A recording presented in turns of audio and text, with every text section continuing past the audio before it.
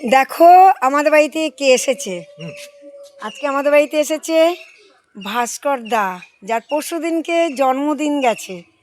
ঠিক আছে, এই যে ভাস্কর দা, ভাস্কর মিত্র, যিনি যে কথাটা বলতে এসেছি, যিনি সর্ব জায়গা প্রত্যেক প্ল্যাটফর্ম এবং যেগুলো খুব দরকার মানে হচ্ছে না সেই কাজগুলো উনি সম্পূর্ণ করে সরাসরি একদম ডাইরেক্ট। আমি আমি কেন, আমরা বিশরপাড়ায় প্রত্যেকেই এত খুশি হয়েছি যে 6টা গাড়ি দাঁড়াচ্ছে এবং বাকি যে গাড়িগুলো দাঁড়াবে না সেগুলো দাঁড়ানোর ব্যবস্থা উনি করবেন। তো দাদা আপনি বলুন আমার বাড়িতে এসে কেমন লাগলো, আর আপনার সামনে আরও কি করতে চাইছেন সেটা বললে ভালো লাগে।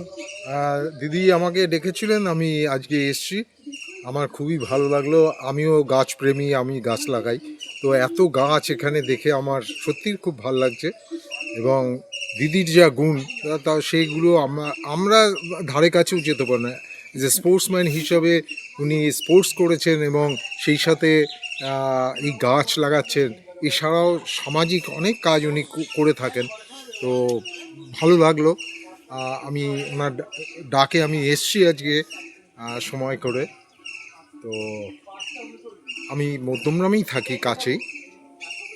বিশ্বপাড়ার বিভিন্ন স্টেশনে আমি কাজ করি, যাতে যাত্রীদের পরিষেবায় যে ঘাটতিগুলো রয়েছে রেল দেয়নি সেগুলোকে আমি রেলকে জানিয়ে সেইগুলোকে আদায় করি এবং তাতে যাত্রীদের সুবিধা হয়, যাত্রীরা সেই সুবিধাগুলো সুযোগগুলো পায়। যেরকম বিশরপাড়া স্টেশনে প্রচুর গাড়ি, অনেক গাড়ি, 13টা গাড়ি আপ অ্যান্ড ডাউনে থামতো না। এখানকার যাত্রীদের এই অসুবিধা হতো, দাঁড়িয়ে দাঁড়িয়ে তাদের দেখতে হতো, তাদের মুখের সামনে দিয়ে ট্রেনগুলো বেরিয়ে যেত। তো আমি ফিল করেছিলাম যে এটাকে এখানে থামাতে হবে। শুধু এখানে নয়, নিউ ব্যারাকপুর, হৃদয়পুর, দুর্গানগর, এইসব স্টেশনগুলো মানে নেগলেক্টেড ছিল। এখানে এখানে লাইট ঠিক মতন ছিল না, এখানে মাইকিং হতো না, ঘোষণা হতো না, টয়লেট এর ব্যবস্থা নেই, শেড ছিল না। এগুলো বলে বলে আমি রিসেন্টলি 18 মার্চ 2026 6খানা গাড়ি এখানে থামছে। বাকি যে গাড়িগুলো রয়েছে সেগুলোকেও আমি চেষ্টা করছি।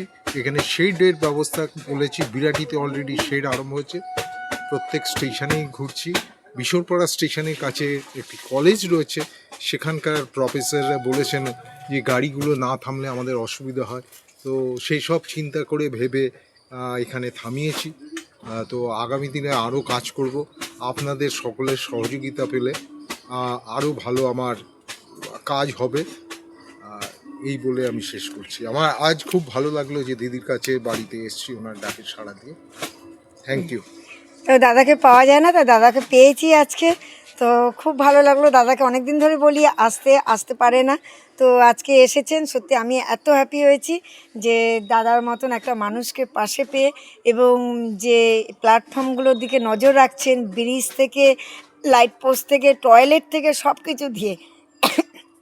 উনি কিন্তু কোনো ইউনিয়ন করেন না, উনি কিন্তু কোনো একটা টাকাও নেয় না, নিজের অর্থ খরচা করে উনি কিন্তু আমাদের জনগণের জন্য চিন্তা ভাবনা করেই উনি নিজের মতন এগিয়ে আসে আমাদের স্বার্থে, ওনার স্বার্থে না, আমার স্বার্থে, আমাদের স্বার্থে।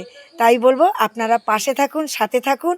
আর ভাস্করদার একটা চ্যানেল আছে, সেখানে একটু সাবস্ক্রাইব করে ওনার পাশে থাকুন, ওনাকে উৎসাহিত করুন যাতে আরও দূর দূরান্ত প্ল্যাটফর্মগুলোতে যাতে উনি ভালোভাবে কাজ করতে পারেন, মানে উপর মহলে উনি পৌঁছতে পারে, আর যাতে সম্পূর্ণ হয় প্ল্যাটফর্মগুলো। ধন্যবাদ, ভালো থাকুন, সুস্থ থাকুন।